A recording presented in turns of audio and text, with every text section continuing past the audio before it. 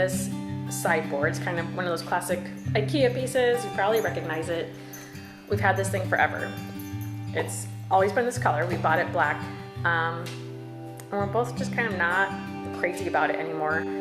But a local business here called Stylish Patina specialize in like furniture restoration and makeovers and furniture paintings. So after watching some of her IG stories, and they had a booth at the Dulles Home and Garden Expo a few weeks ago, so we got to go there and do a little like paint demo, which was really fun.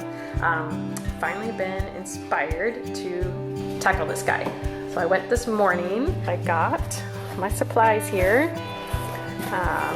This little ergonomic brush. This is for the clear coat that I'm going to need to put on top. The Jolie paint I'm going to use that requires no sanding or priming, which I'm really excited about, and this gentleman's blue. So that is the tricky part because I could not test the paint before I picked it up, but this is the color that I decided on. I think that'll be really a nice change from the black.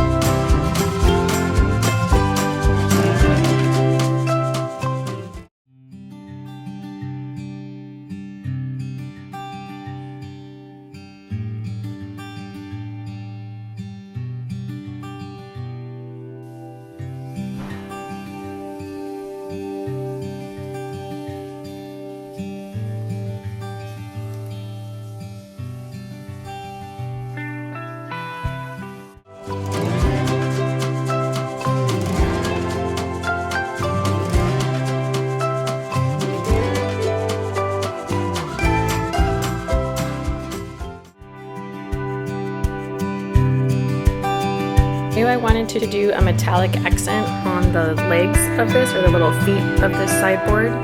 So I went with gilding wax, bought it in gold, just with frog tape, a ruler, and trusty level, of course. Tape this off, and this actually recommends just doing fingertips. You can just paint it on right with your fingertip. So I did that, and I'm loving the results already.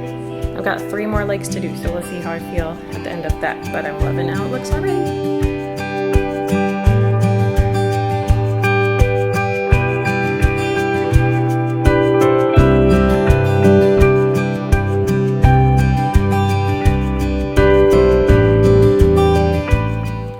Okay, so the taping of this, definitely the most tedious part. That probably took me half an hour just to get the lines and the leveling and everything.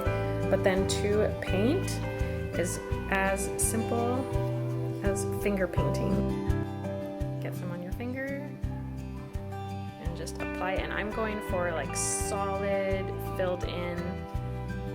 This can also be used for more of like kind of rusted accents or metallic accents that look really antique and just barely there.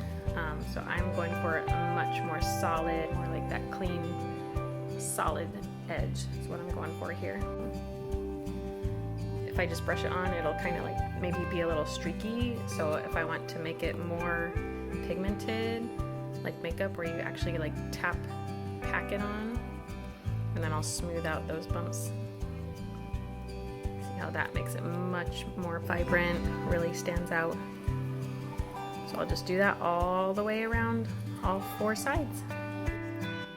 Okay, the paint is on, and frog tape says you want to actually remove it while the paint is wet. So here goes the big reveal. This always makes me nervous and excited also.